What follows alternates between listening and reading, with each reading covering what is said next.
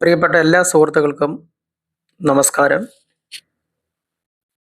ഇന്ന് ഒരു ഹെൽത്തി ആയിട്ടുള്ള ഒരു ബ്രേക്ക്ഫാസ്റ്റിനെ കുറിച്ച് പറയാനാണ് വന്നിരിക്കുന്നത്. സ്ഥിരമായിട്ട് എടുക്കാറുള്ള ക്യാരറ്റും കുക്കുംബറും ഒക്കെ ഉണ്ട്. ഇന്ന് അഡീഷണൽ ആയിട്ട് ഞാൻ എടുത്ത പിന്നെ ഒരു പുഴുങ്ങിയ മുട്ട ഉണ്ട്.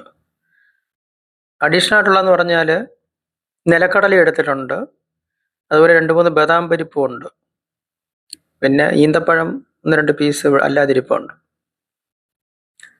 പിന്നെ എന്നും ദോശയൊക്കെ വെളിയിൽ പോയി കഴിക്കുന്ന, പിന്നെ അതൊന്ന് മാറ്റി നിർത്തിയിട്ട് ഇതൊന്ന് ട്രൈ ചെയ്യാമെന്ന് വിചാരിച്ചു. അപ്പം പതിവ് പോലെ തന്നെ കുക്കുംബറും ക്യാരറ്റും ഒക്കെ ചെറുതായിട്ട് അരിഞ്ഞ് റെഡിയാക്കി ഈ നിലക്കടല എടുത്തിട്ട് ഒരു പിടി നിലക്കടല ഒന്ന് വെള്ളത്തിലിട്ട് തിളപ്പിച്ചെടുത്ത് പുഴുങ്ങി. നിങ്ങൾക്ക് അതിൻ്റെ തൊലി കളഞ്ഞതിന് ശേഷം പുഴുങ്ങുന്നതായിരിക്കും നല്ലത്. ഞാനിപ്പം ആദ്യമായിട്ടാണ് ഇങ്ങനത്തെ ഒരു നിലക്കടല ഇട്ട് കഴിക്കുന്നത്. അല്ലെ നമ്മൾ ആ തൊലി എടുത്ത് കളയേണ്ടി വരും. അത് ബദാം പരിപ്പും പുഴുങ്ങി കഴിയുമ്പോൾ പെട്ടെന്ന് തൊലി അങ്ങ് പോയി കിട്ടും.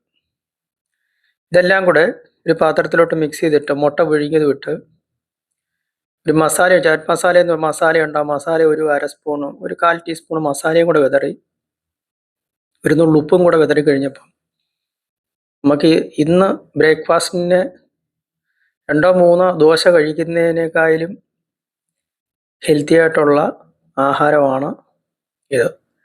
അപ്പം നിങ്ങളിത് ആഴ്ചയിൽ 1-2 ദിവസം ഒന്ന് പ്രാവർത്തികമാക്കാൻ ശ്രമിക്കുക.